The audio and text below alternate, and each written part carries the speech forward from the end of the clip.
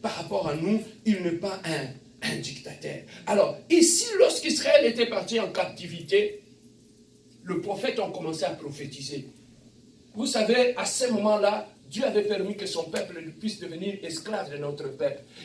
Quand tu lis ces versets-là, tu vas trouver, au-dessus, tu vas trouver, il y avait des prophètes qui venaient avec ma prophétie à l'Okuta, qui prophétisaient, Dieu va faire des choses, Amen. Dieu va faire ceci, Dieu va faire cela. Bien-aimé, si je peux ouvrir une parenthèse peut-être, bien-aimé, il faut toujours faire attention. La Bible dit que celui qui a le nom de l'Éternel dans sa bouche, il s'éloigne du mal. Quand Dieu ne t'a rien dit, Dieu n'a rien dit.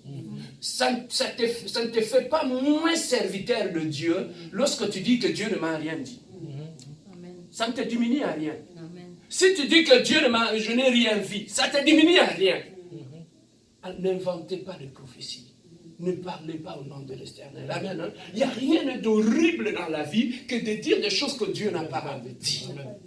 Amen. Hein? Si Dieu ne t'a rien dit, t'as rien dit. Quand tu pries, Dieu n'a rien dit, il n'a rien dit. Amen. Hein? Alors, à ce moment-là, le prophète commençait à prophétiser, jusqu'à ce que Dieu est venu, il les a dit, tout ce qui parle là, ce sont des menteurs. Amen.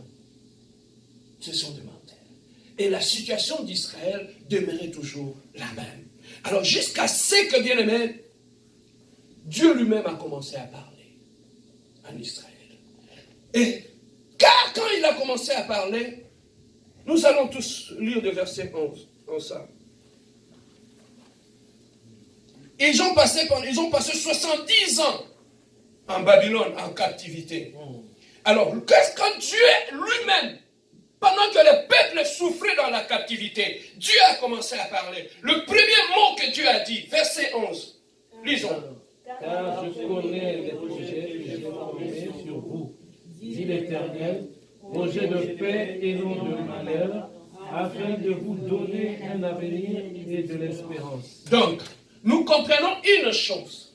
Ces peuples, lorsque Dieu leur parlait, ils étaient en captivité. Pendant qu'ils étaient en captivité, tu es en captivité, tu es dans la souffrance, tu es esclave en Babylone, mais Dieu te dit de bonnes choses. Quel contraste! Tu vis dans une situation compliquée, mais le message que tu reçois de la part de Dieu, c'est un message porteur d'espoir. Amen. Hein? Alors ici, Dieu était en train de leur dire, je connais les projets que j'ai formulés pour vous. Donc, nous comprenons une chose. Papa, Dieu ne voyait pas, non que ce peuple se voyait en captivité. Dieu ne le voyait pas en captivité. Amen. Dieu le voyait déjà libre. Papa Nzamba sera toujours en avance. Amen. Dieu te voit déjà là où tu es. Et il te parle déjà de cette situation-là. Voilà pourquoi je dis, lorsque Dieu te dit, va devant la mer Rouge, et que Pharaon est devant toi, même si la mer Rouge ne s'ouvre pas, continue à avancer. Lui-même, il va se charger de la mer Rouge. Amen. Hein?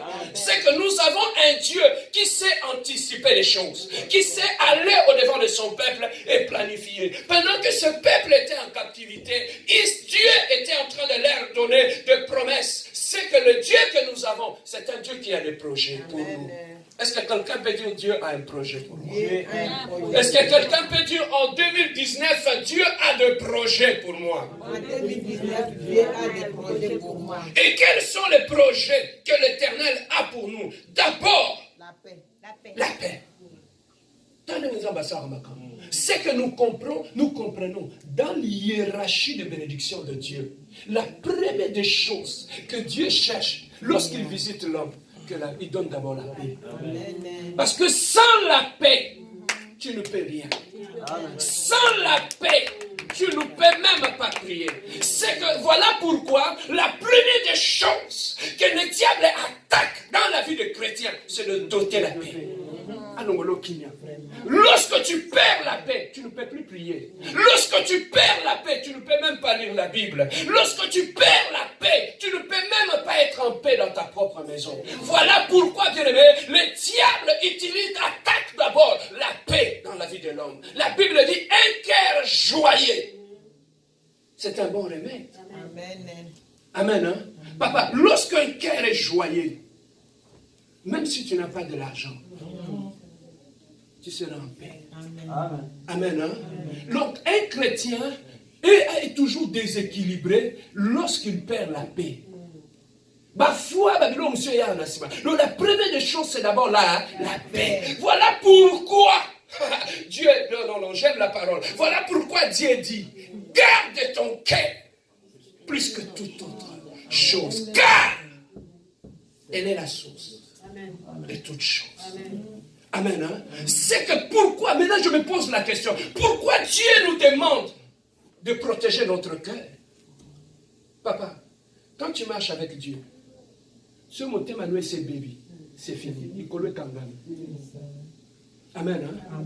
Quand tu marches, voilà pourquoi, bien aimé, quand tu marches avec Dieu, Dieu te dit protège ton cœur, mon fils. Tu m'aimes pas, il te dit protège ton cœur. Les gens t'attaquent, il te dit protège ton cœur. Les gens t'insultent, il te dit protège ton cœur. Dans des situations difficiles dans lesquelles tu es, protège ton cœur. Amen. Hein? Pasteur Serge, comment je peux protéger mon cœur? La première des choses, si tu veux protéger ton cœur, la première des choses, c'est le pardon. Lorsque si tu ne sais pas pardonner, il te sera très difficile de garder ton cœur intact. Car, bien aimé, le mal commence lorsqu'on a du mal à pardonner. Voilà pourquoi quand tu es face à une situation, le diable vient toujours te souffler à l'oreille. Amen. Pourquoi tu pardonnes? Tu ne trouves pas qu'il a mal fait? Tu ne trouves pas qu'il a fait ça sciemment? Tu ne trouves pas ceci? C'est pour bloquer ton cœur. Amen, hein? Amen. Papa, je peux vous dire un secret. Quand tu marches avec Dieu, à chaque pas que tu fais, Dieu regarde ton cœur. Soyez monté Manuel baby, même de prière, ne marcheront plus. Soyez monté Manuel baby, Dieu s'éloigne. Amen, hein? Amen. Tu étais avec Dieu. Voilà pourquoi beaucoup de gens marchent maintenant seuls, croyant marcher avec Dieu. Pourquoi? Parce que le cœur ne prie là. Voilà pourquoi ici à l'église, la compassion, nous disons, un cœur compatissant au service d'un Dieu compatissant. Amen. Tu ne peux pas servir un Dieu compatissant si tu n'as pas un cœur qui compatit. Au cocaté. Tu ne sauras pas. Avant de servir un Dieu compatissant, le Dieu de la compassion, tu dois d'abord avoir un cœur qui compatit. Motema mawa. Soza motema mawate, nzamba compassion koselete. Il faut que ton cœur soit comme le cœur de Dieu. Un cœur compatissant au service D'un Dieu compatissant. Amen. Hein? Alors, la première des choses, les gens croient la bénédiction de Dieu n'est pas toujours matérielle. La bénédiction de Dieu peut être la paix. Nzamba pesi okimya. Okomutako seka seka. Okomimotone sengo. Amen. Hein?